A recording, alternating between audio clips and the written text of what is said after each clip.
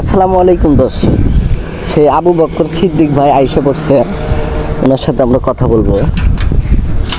এই হচ্ছে যে মানি ব্যাগটা আপনার যে সাইকেল যেখানে স্ট্যান্ড করছেন, এই সেই বড় ভাই, বুঝছেন? মানি ব্যাগে কি আছে আমরা চেক করি না, আমি খালি এই ফিটাটাই ভাই বের করছি। আপনি দেখেন আপনার জিনিসপত্র ঠিক আছে নাকি। আচ্ছা, এই কার্ড যে আপনার হারাই গেছে, আপনি তো এটা আবার ব্যাগে আপনি আসিছেন, এটা তো অনেকে দেখা যায় যে ওর ভিতরে কিছু যদি থাকে, যদি টাকা পয়সা বেশি থাকতো তাহলে দিত। আমি তো জানি যে এই কার্ডটা এই এই এই ভ্যাকসিন করতে আমি চাকরি করছি।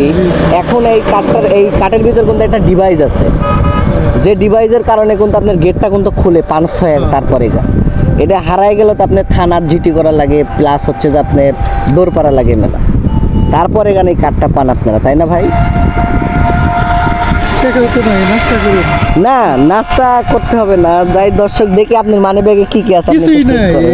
দর্শক, আমরা এই বড় ভাইয়ের মানি ব্যাগে যাই হোক, উনি চাকরি করে, 30 টাকা আছে, মাসের শেষ থাকতেই পারে, স্বাভাবিক। আমরা এরকমই গরিব মানুষের কষ্ট এরকম। দেশের বাড়ি কই আপনার?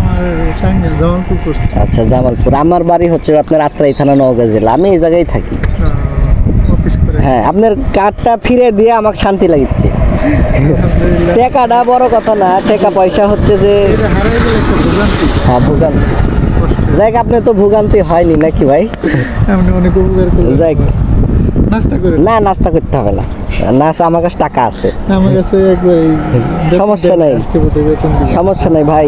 ঈদে আমরা যা টাকা পাইছি আমরা ঈদের আনন্দ দিয়ে শেষ করে ফেলেছি।